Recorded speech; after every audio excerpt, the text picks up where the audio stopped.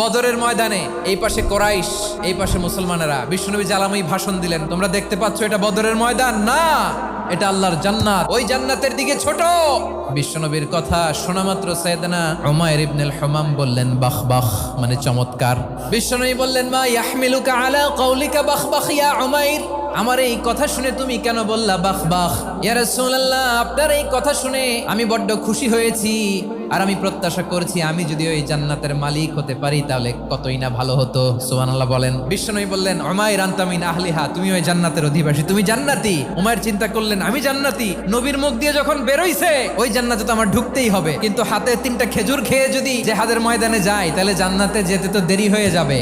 এই চিন্তা আসা মাত্রই খেজুর 3টাকে তিনি ছুঁড়ে মারলেন, তলোয়ার বের করে আল্লাহু আকবার বলে বদরের ময়দানে ঝাঁপিয়ে পড়লেন। আল্লাহর শত্রুদেরকে কচুকাটা করে এক পর্যায়ে শাহাদাতের সুধা পেয়ে নিজেও জান্নাতি হয়ে গেলেন। পড়েন সুবহানাল্লাহ।